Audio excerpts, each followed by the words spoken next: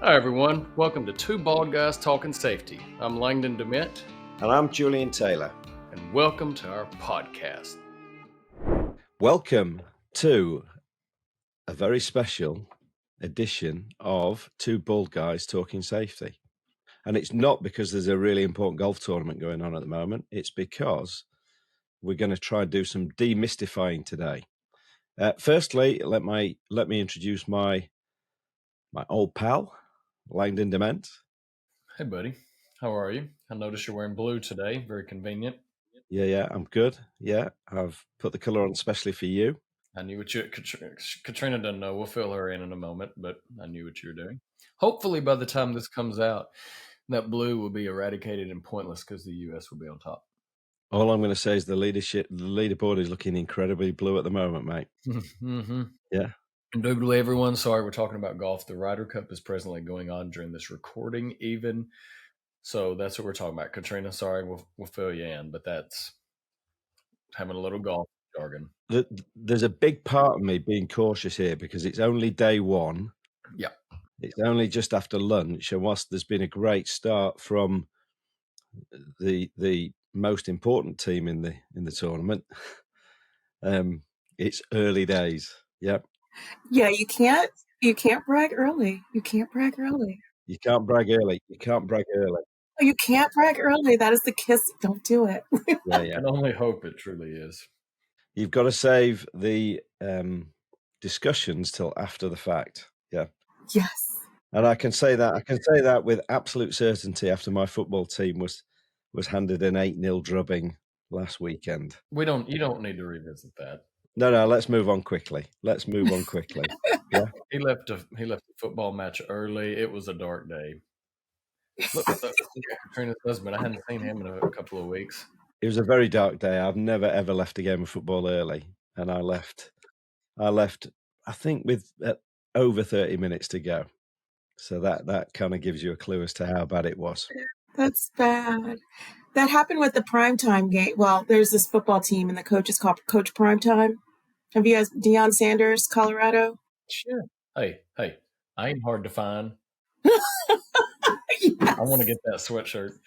Oh my gosh. Yeah, everybody was like rooting for them. I feel like I didn't think Oregon was that much of a better team, but they definitely did lose like a humbling defeat. Some people are saying there was foul play now, that, plays were leaked. I don't know, but the game was stunning as always, but he's very much a showman. But there was a lot of bragging before the game, and then there was this humbling defeat. And I was like, gotta brag after. Do you remember Deion Sanders, Jules? Do you remember him from the mid-90s? No. Deion Sanders, really? Man, I think what we've just done here, Langdon, is we've had a conversation where I've talked about football, so most of the American audience have not got a clue what we're talking about. You two guys have just talked about some kind of American sport, so the European audience has no idea what we're talking about. So I think we should just move on. Yeah. And they're also saying, and the audience is also saying, who's this strange lady who's here with the two bald guys as well? So we should maybe introduce Catryna. So hi, Catryna. I'm going to get you to say a bit more in a moment. But first of all, I just wanted to introduce our subject. And our subject for today, we're going to talk about CSRD, and we're going to talk about ESG. So it's going to be acronym central here for the next few minutes as we keep throwing more at you. So ESRS is another one. EFRAG is another one. We've got lots of acronyms that we're going to throw at you. BO. Pardon? I'm just throwing more acronyms out. Sorry. Okay.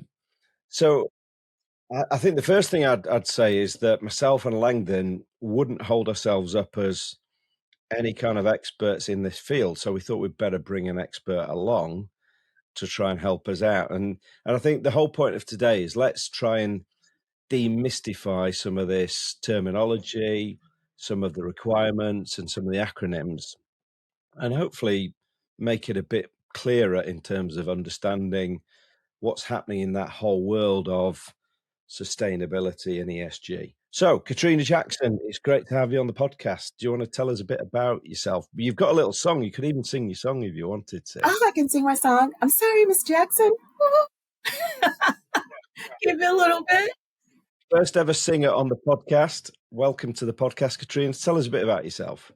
So I'm Catryna Jackson. I've been in pollution prevention and sustainability programs for a little over 25 years. I started my career managing hazardous materials and hazardous waste, which really brought to light the issue that we have in sustainability and pollution prevention. Essentially, just not poisoning ourselves with our own success. And I have ever since then made sure that I've gotten into every course, every opportunity to learn more and to contribute to sustainability and pollution prevention, particularly where it meets the reduction of toxic chemicals, making sure that forever chemicals are never produced again. These are definitely topics that are near and dear. And now with this greater push for really standardized sustainability reporting and kind of holding everybody accountable, I'm excited to be a part of that conversation.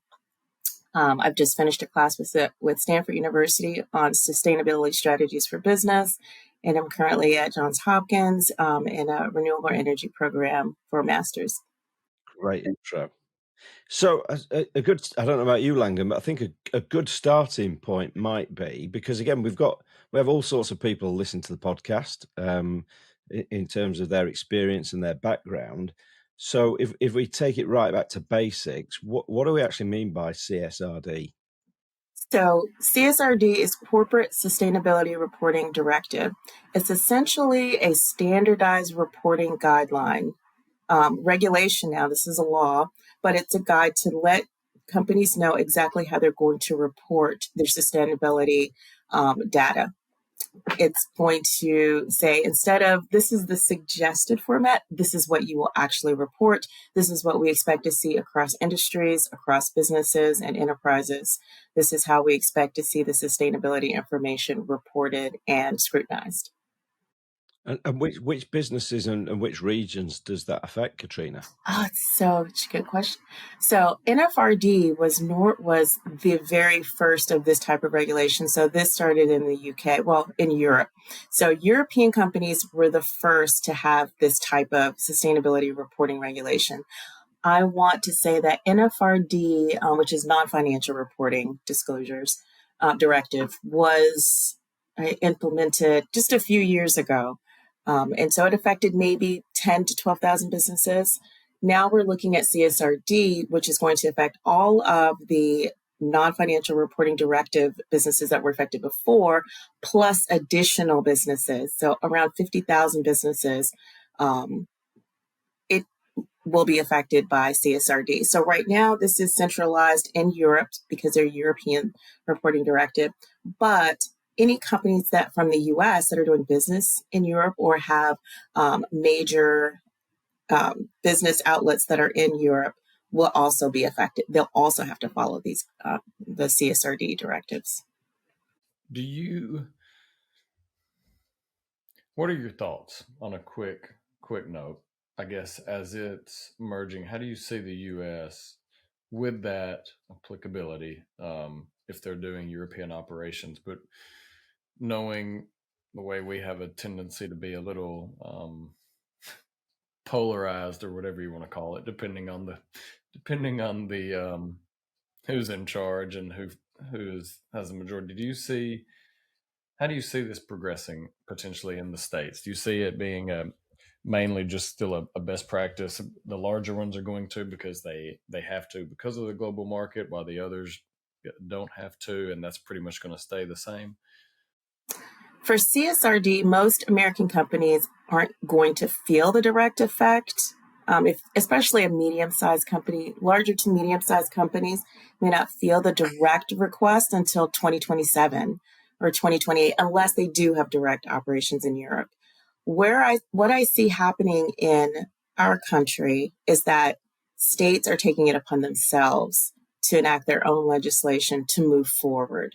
So they're not waiting for a change in political dominance. They're not waiting for a particular person to take office. What they're saying is, this is important to our state. This is important to our economic growth, that we're going to, enact our own law. So we see that with California with SB 253. That's their climate corporate data accounting law that they've now introduced and passed. We see that now with the Energy Innovation Carbon Act, which was also introduced in California by Representative Carbajal, which says we're going to actually tax, or we're going to charge polluters. So it's a carbon charge, actually. So they're going to charge you for your carbon output and then give it back to the American people as a tax rebate, like directly back as a tax rebate. So we're kind of seeing people just sort of take initiative outside of having one unifying standard in order to be competitive and really address these issues. Is it me, or is it always California that goes first? I know. First, they don't want to be poisoned. They don't want your poison. You can grow your business. You can make money here, but what you will not do is make me smell your dirty air. And you've got to appreciate that. And in California's, which I will not do very often, defense, there's certain parts of California that really need a lot of assistance from a climate aspect. A lot of pollution, and I mean, not just localized to the cities, but California is going to always be and then Oregon, and then Washington. They're going to be some of the more, I don't know what you want. I mean, typically liberal, but also I think progressive on stuff like this as well. Whatever it is, honestly, regulatory, anything. I think a lot more states are going to get progressive because sustainable energy makes money. So now it's going to move into the capitalistic side where it's like, well, this behooves us to do because it's actually profitable and creates jobs. I think that's the thing, isn't it? Sorry, like I was going to say, it's that recognition, isn't it, that actually, like safety, safety is a requirement to do business now for a lot of organisations, isn't it? So actually, it's something we've got to do. Mm-hmm. Langdon, I jumped over you, but I've got one other question, so I'm gonna push on.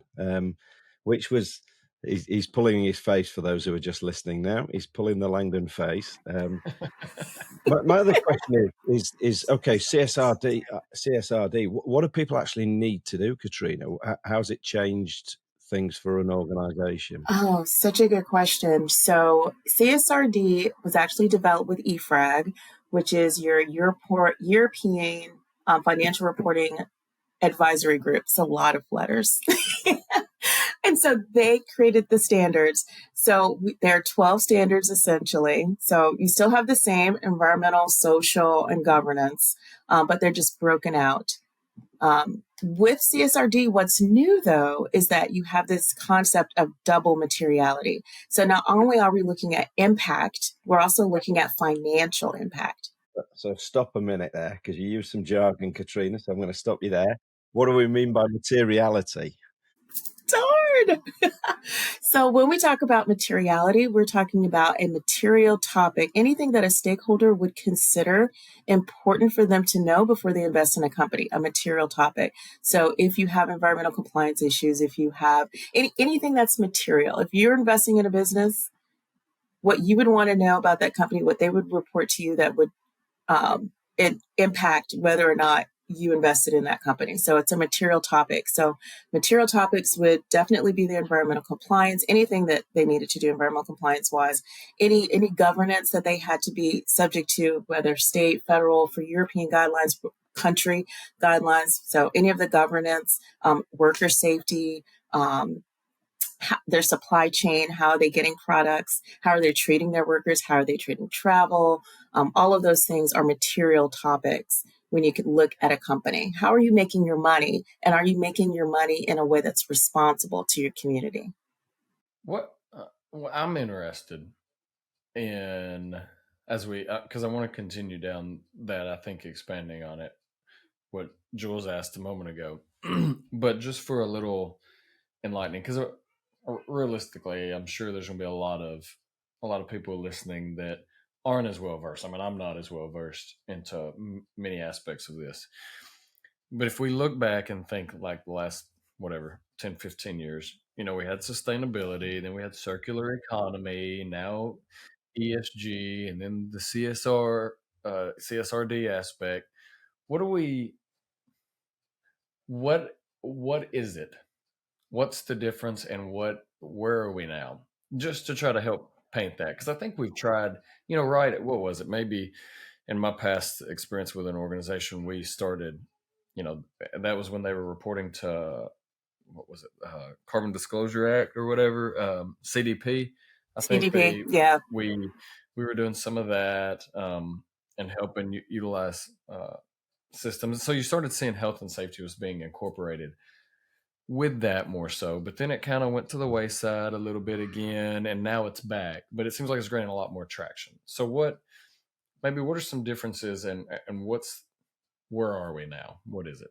The emergencies are emissions. So when we look at what we're putting out as far as emissions, there has to be a change because we're moving towards greater warming for our atmosphere. And as that warming occurs, some catastrophic climate events can happen, like flooding, intense weather events, dramatic changes in temperature, disruption to our energy output, disruption to food, sources. And so the emergency is that now we have this mandate. Everyone got together at the Paris Agreement and said, we are going to have zero emissions by 2050. That's the goal. 1.5 degrees. We're not going to go beyond 1.5 degrees in global warming, and we're going to have zero emissions by 2050. In order for that to happen, several things have to occur.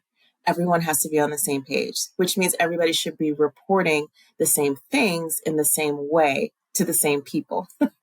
So before that, I'm glad you brought up sustainability reporting. There were no metrics. So there wasn't really a numerical guideline, a numerical standard. There weren't metric standards. You could just say, this is what I'm trying to do to be better. And that was good enough. You could say, we're a sustainable company. We're doing the best we can. But with CSRD and really, as we move to greater metric reporting and ESG reporting even, because CSRD just improves ESG because it gives actual metrics and standards that everybody will adhere to.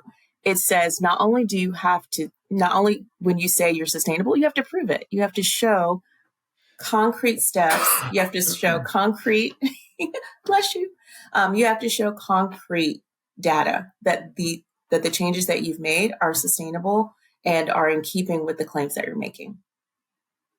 So now you can get out there and just say, we're a green company and we're amazing and we're awesome. And everybody's like, having paper cups is not enough. Well, do you see, I guess with that, do you see it potentially, they've all seemed like had a course, ran it, and then stopped a little bit. How do we utilize this when we start trying to actually integrate it in business operation? Because there's going to be a lot of health and safety, like we have enough, we don't need to incorporate this for me in my business, but me in my role, not business, but thinking about it from that. Because, right, true sustainability or, whatever, that's not just, yes, it's caring for the environment, caring for all that, but it's also caring for people. So it is a big picture. And you hit on that earlier. I think to me, that's kind of that ultimate bringing it home is it's hitting in multifaceted, avenues, not just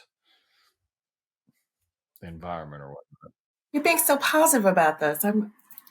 My heart is warm. I did not expect this. I'm like, what? Like this being so positive. I'm not trying to kill trees. Okay, let's just paint that out. You're making me sound terrible over here. Well, you're not supposed to cut trees. That's the whole point. Yes, you're not supposed to cut trees. But so I think it's going to look different depending on where you are. In Europe, there is a organized plan of action that you must. So they have regulations. So it's compliance level. You must. You must do these things. Your report must look this way. You must report this data.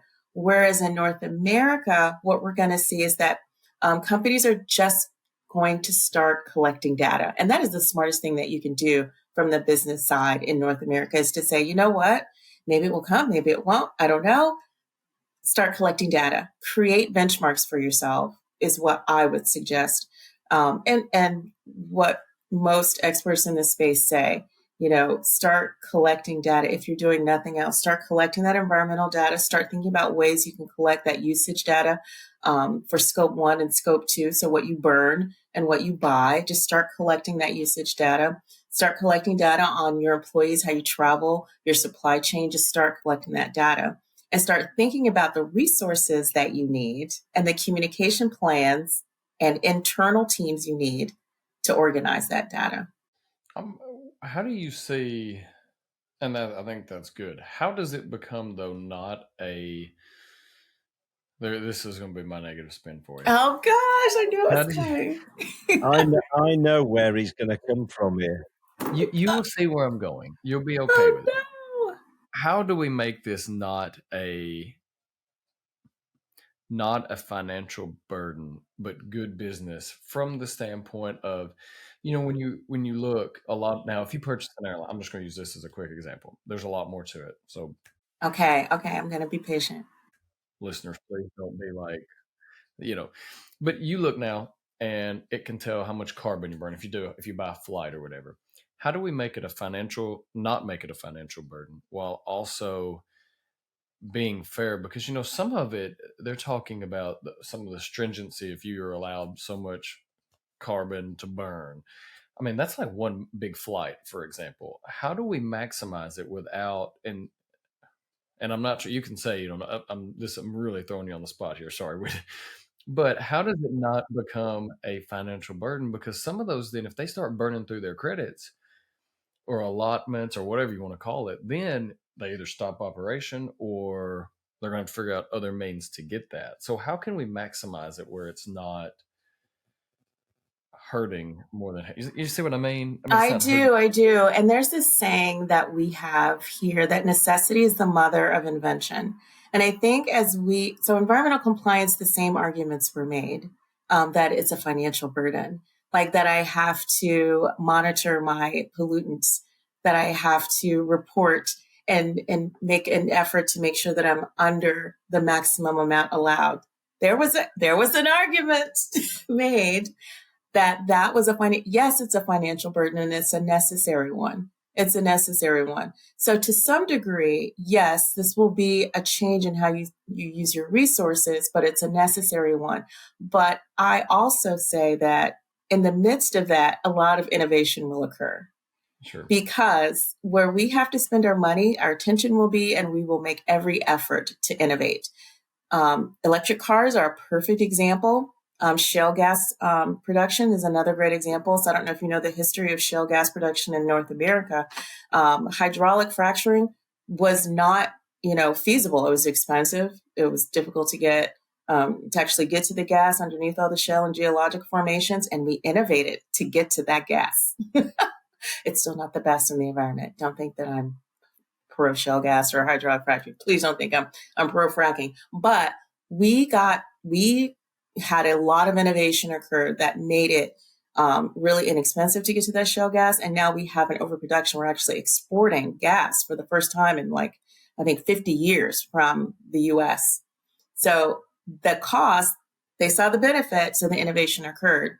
The same thing with electric vehicles. At first, it was really expensive to get a Tesla. Do you remember? It's like Tesla. Oh my gosh, you look like fabulous rolling up to Tesla. I mean, ignore the sustainability part. It was just a fabulous car. Same way with the Prius, man. And now they're manufacturing them for like $20,000. So necessity is the mother of invention. So once we see this is a problem, like taking a flight uses up, if we ever get to that, I think we're a long way from each individual being assigned a carbon account and saying these are your deficits and this is what you have left. I think we can't even get to that point right now for a bigger company. So I'm just going to say we're a little far from that. But when we do, there will be enough innovation that occurs to meet that need to meet that concern, because that's where all the money is right now, is in innovation, particularly technological innovations to reduce our carbon output and reduce those emissions. Catryna, Langdon will tell you this. If an American ever comes on this podcast and uses the word vehicle, I do ask them to repeat themselves, because I do love the way you say it. Vehicle? Really? How is it different? He's smiling away. It's very different, Catryna. But Catryna, just coming back to your point, I think it's great. I think the innovation, when you see the innovation that's happened very quickly over a short period of time, it's exciting. That is. I do have to say, I'm still quite circumspect about the use of an electric car in January in Chicago, because I think the battery life might be quite interesting. And then you have to spend $30,000 to get a new one. Necessity is the mother of invention, and battery innovations are up. Absolutely. And I think I like a Ram. Yeah, Langdon drives a big gas guzzling truck at the moment, so so he's used his carbon credits up. Yes, you have. Your carbon credits are gone. But I think again, it's really important, isn't it, that it's exactly the same with health and safety, is that we don't forget that actually businesses have to be pragmatic. Businesses are there to actually do what they do and to make a profit, because otherwise they wouldn't be surviving. So it's like you say, they've got to look at it and say, right, how do we actually do this? But how do we fit it in alongside our normal business activities, and to Langdon's point, so that it doesn't become some kind of major financial burden. You can maybe demystify something for me, because I've never quite got my head around this. How do people buy carbon credits? How do we be a dirty business, but we can spend money that then almost legitimizes our emissions and outputs? Oh, that's such a good. So there are carbon markets, so you can purchase carbon credits. Billy's not using all his. I can get some of his. But she's laughing. She knows it's true. Jeez, don't give him any. Don't give him any, Jules. But you can purchase carbon credits, and so that's another profit center, because let's say there's a business that grows trees, or a rainforest, a nonprofit that has lots of rainforest acreage, or other similar type businesses or organizations can sell you their carbon, can give you carbon credits, because they're in the opposite direction, right? They're not emitting, they're helping, so they can give you, the polluter, carbon credits. Now, this is going to be expensive for you. I mean, how long you want to keep this up? Do you want to just keep buying carbon credits and not change your business processes? Or I would like to think of it as a way to give you time to transition. That's what I would like to think, where you're saying, okay, we've got to change what we're doing, but in the meantime, we're at least going to put our money into increasing the size of our forests. We're going to put our money to, these environmental efforts that are going to help the planet as a whole, while we work to transition some of our greater issues within our processes. So in effect, it's a tax, isn't it? It's basically a tax thing. Carry on being dirty, but you're going to pay a tax to do it. And people hate that. Yeah, people don't like taxes. People don't like a carbon tax. The Innovation Act is unique because even though it charges you for the carbon that you output, so not, it just says, this is what we're charging you for your carbon, we get it back, as a rebate. So people are going to love that. Like, please pollute so we can get money from you. But businesses will not like that. And they will definitely change their processes. They're going to change what they're using. They're going to really rethink. And I really think a lot of this is about rethinking how you've done business up to this point. We can be very stuck in our ways and think that there's only one way to make money, but that's not true. As we've seen, we've seen innovations in businesses and that profit center, that profit structure. There's lots of ways to make money. You don't have to, pollute waterways in the sky to do it. There's lots of ways to make money. You can improve your processes so that it can be kind for your pocket and for your community. You can do that. Well, and I think, to me, that's the important thing, right? We have a tendency, I think, as humans, to try to do and be as innovative, or whatever you want to call it, as we can, while in theory trying to do good. Within money gets involved, and there's a whole,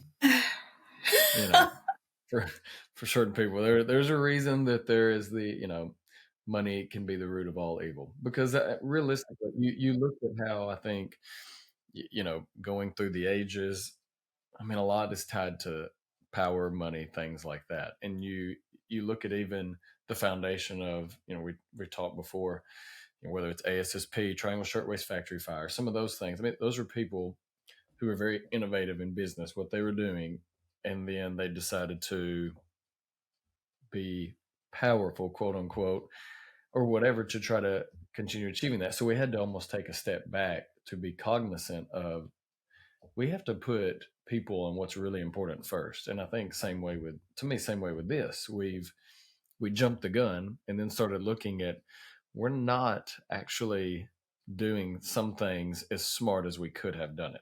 So now we have to go backwards in order to go forwards. And we did it with health and safety. And I think realistically, we've done it with this, foundation of the EPA, same reasoning. I mean, however you want to say it. Mm-hmm. And from a geopolitical point of view, too, I mean, nobody wants to be dependent on fossil fuels from Russia. Nobody wants to be dependent on fossil fuels from Saudi Arabia, if you don't have to be. So, and we saw that with, the war in Ukraine, and which would have really driven up gas prices, energy prices, and I'm just going to say energy prices, globally. But because we had already started to move to these renewable energy resources, and we had already kind of started to move away just a little bit from so much use of gas and oil, it did not impact us as much as it could have. And world leaders saw that. World leaders saw that. So that's another way that they're beginning to see the profit in renewable energy and renewable resources. I think that's a really interesting point as well, isn't it? That you look at what's happened in such a short period of time. We've got the thing that Langdon hates to mention, which is COVID. We've got obviously political and unrest across parts of the globe, and it's actually made the world wake up a bit in terms of actually how do we do business, and I think particularly things like supply chains. What is the sort of real sustainable impact of actually bringing goods across the world? I mean, I always think about food. You think about food that we no longer have seasons in terms of the food that we eat and consume. Right.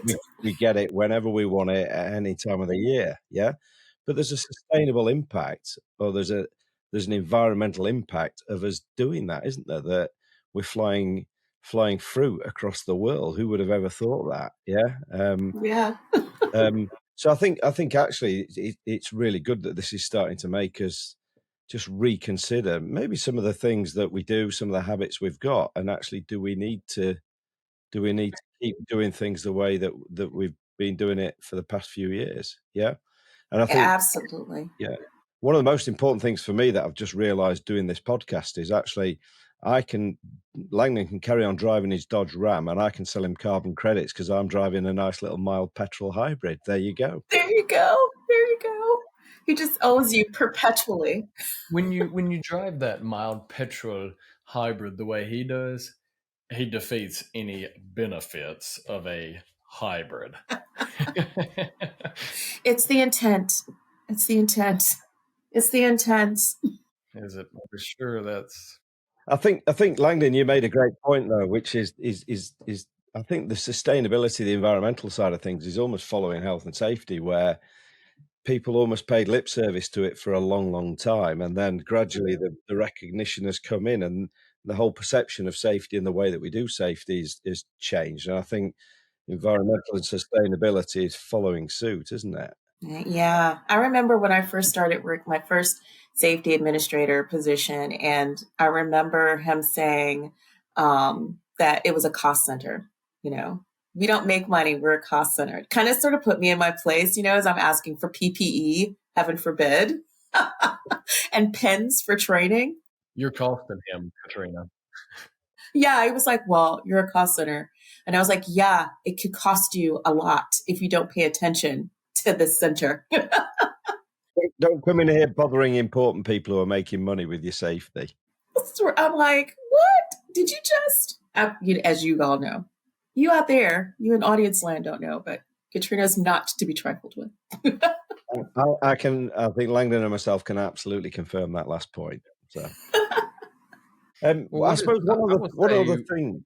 Go on, oh, no, sorry, Joe. I was just going to say, kind of and we've hit on it, I think, a lot. But if you had a couple of liners for a health and safety professional who's not managing it, while also, I think, for those sustainability or the whatever ESG, CSRD person who's managing that, how do we come together? And for that, I think, why does it ultimately, from a health and safety perspective, matter for them in doing their job as well? And how can we make that more of a value integrated with it? Does that make sense?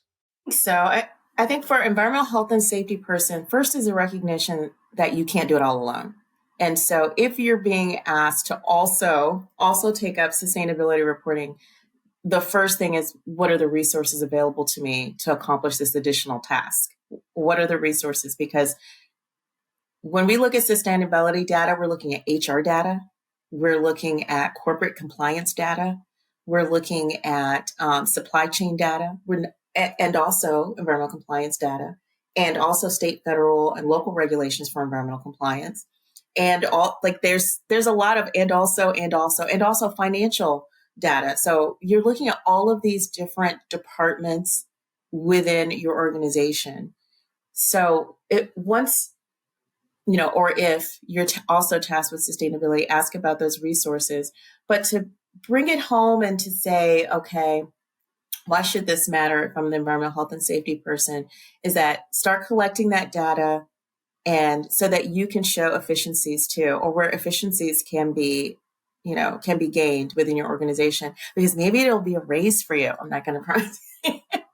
But if you could show efficiencies that can happen because of sustainability, because you've had this task, and you can show usage, and we're just applying some maybe engineering controls, maybe turning off the light, like super easy one, having engineering controls to just turn off lights in buildings that aren't being used during certain parts of the day or week. These are opportunities for cost efficiencies and cost savings that then can be passed on to other areas of the business. And this sort of justifies the entire procedure itself. It justifies it. So if you're environmental health and safety, and just as an encouragement, all of the things that you do, they matter. All of the things, you're not a cost center. You're important. You're keeping people safe every day. And I also remember, I don't know if you remember, Langdon, reading about the history of environmental health and safety, and, people who, the devastations that occurred. People were burned, locked into warehouses. They couldn't get out, and fires, all of these things that happened, which has brought us to where we are. Keeping people safe did not cost money. At the end of the day, keeping people safe was not what cost money. Your mindset is what cost you. So we've got to start thinking differently about the same way we started to think differently about safety. We have to start thinking differently about sustainability and how we use our resources and how our processes can be better. We have to start thinking differently. The same way we made that move, and that said worker safety is important, because yes, it does save money, and it does decrease the reputational risk that we have when someone dies on our, at our business. The same thing. We have to start thinking differently. Well, and that's a really good point, because we have especially here in the States, we have a tendency to make things so political, and even our political regimes do the same. No matter, it's people ruin good things and good opportunities. And I think this is one of those that has become so polarized because of the political climate. And if you really take a step back, you're like, you almost wish, and I don't want to go down this rabbit hole, but you almost wish everybody could just take a step back, start fresh. Everyone just be central, and let's use some common sense. I don't care if you're liberal, if you're conservative, Republican, Democrat, it doesn't matter. Just use some common sense across this is a broad, hey, I'm bringing it home. But also, for this topic, don't polarize it. Let's, no matter how we view it, okay, maybe it is more of a, whatever perspective, but there are things we could still be smarter about. And to me, that's the unfortunate aspect of this. Because I don't care what party you are, you want clean water. I mean, you don't want to flood in your house. So it doesn't really matter. But we've also incentivized fossil fuel use, with your Ram truck, all of the electrical appliances, that's incentivizing. That's incentivizing energy use. We've provided tax rebates. We've given money to fossil fuel industry to encourage them to produce more oil and gas for us. So we have to kind of, and they've donated a lot of money to all of the political parties, got to pay for those campaigns somehow to make sure that they continue to be incentivized. And even in the energy transition, they're saying we're necessary as a part of the transition.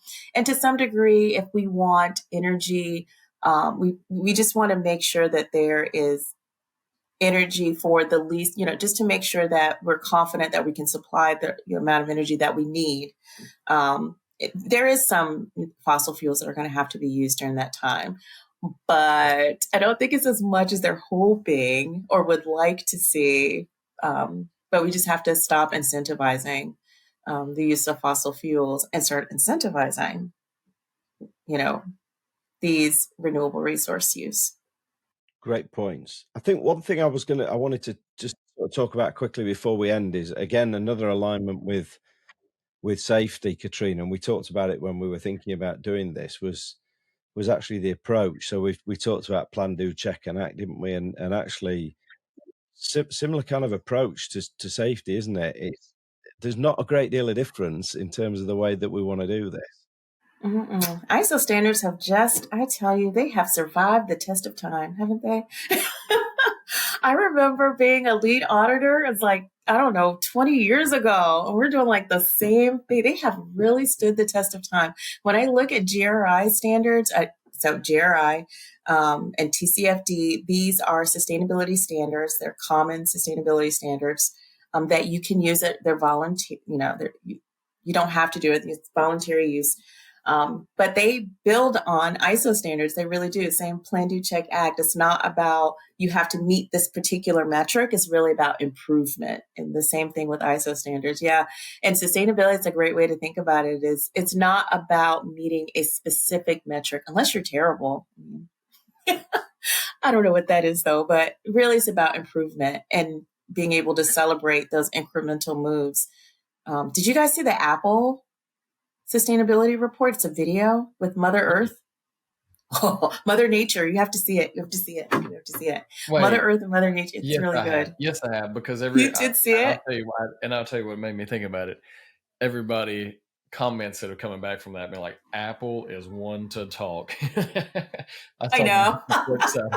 Like they have a history but they're talking about improvements. Okay, they're talking about improvements, which they could do, but it was really good with Octavia Spencer. It was really clever. It was clever. But yeah, they didn't give a lot of metrics. It was a lot of production. And I think if you don't have a lot of metrics, and having showmanship helps. Was it maybe ticking some boxes, Catryna? So. It ticked some boxes, but it left some unticked. I think though, you make a really important point though, about that, the whole continuous improvement piece, which is we're not going to get to net zero in 2050 in one jump, are we? And it follows so much of what we've talked around with safety, which is the whole sort of marginal gain piece, which is sort of just continually looking at what are sometimes the small things that we can do as an organization to get better at this. And I suppose the other part of plan, do, check, act is that sort of cycle approach, is that maybe you do need to go back and recheck some of your processes and say, right, do we have to do this in the same way? I was talking to an organization not so long ago who do parts washers. So for those who don't know, if you think about in a garage or a mechanic, when they have to take a part out of a car and it's maybe covered in oil, they've got to clean it. Actually, that always used to be done with sort of fairly aggressive chemicals. Now they're trying to do it with environmentally sort of friendly sort of solutions that can be used that aren't going to have as big an effect. So it's looking at all your different processes, isn't it, to say, right, how can we do something differently and in a more sustainable way? And Langdon, I am conscious of the time because it's always the same when we get Catryna on with us, isn't it? We could just talk forever, and I'm conscious we are running short of time. But I suppose, Catryna, can we wrap up with maybe 2 or 3 really simple points that people can consider as a part of starting this journey, things that they should be thinking about? I think I'm going to do it from a personal level. Start thinking about as you live your life and you're making choices and decisions, how can they be more sustainable? What is your true carbon footprint? Maybe going to some websites, take a look at your carbon footprint and just seeing some simple things, some simple changes that you can make at your home or at your office to be a little bit more sustainable as an individual. As a part of your organization, maybe ask questions as you're going about your work, your activity, your tasks. How could this be better? What data can I help to collect that can maybe make this process more sustainable? Maybe save money. That would be amazing. And as a larger organization, maybe as a leadership of an organization, start collecting data now to create benchmarks so that you can see where changes can be made, start to make them, and then compare. Then be able to go back and compare and really have a business case for larger changes later. I think as well, Langdon, I was going to finish with one point because people often talk about electric vehicles, but somebody said the other day, and I saw this point the other day, and I thought actually that's a really great point, is the most environmentally friendly thing you can do with a car is actually not go and buy a new one at the moment, isn't it? Because actually you think about the energy into manufacturing a new car, actually just keeping your car for longer is one of the most sustainable things that we can do. Which I thought it's a great It's point. true. That's true. Which is why Apple started making sure that, the phone companies make sure their phones last longer because we got into this crazy cycle, didn't we? And phones is the best example where, yeah, what we're going to do is we're going to market you every year so you feel like you got to go and buy a new one. Yeah. right. And where are these parts going? Where are these batteries going? Where are these pieces going? Yeah. Great point. Langdon, I'm gonna let you wrap us up because you do it so well. Oh, thanks, Jules. Well, Catryna, we appreciate you. No. I mean, I could, but no. We thank you for joining us. We do appreciate it. And for all you out there, as you go about your days and go about your lives, remember, if you leave the room last and the light's still on, maybe turn it off. Because ultimately, what you're doing is watching each other's back out there. Everyone, as you're going out, watch each other's back, turn the light off, turn the air up or down, depending on where you are. But we look forward to talking to you again. Thanks, everyone. Hey, everyone, really appreciate you tuning into this episode of Two Bald Guys Talking Safety. Please follow and subscribe to wherever you stream your favorite podcast or visit us at evotix.com. And if you want to see how follically challenged we really are, come and check us out on YouTube. If you've got value from the podcast, please go to Apple Podcasts, and in the review section of this podcast, if you could leave us a review or a rating, that would be great. And as always, everyone, while you're going about your days and about your normal lives, stay safe out there and watch each other's back.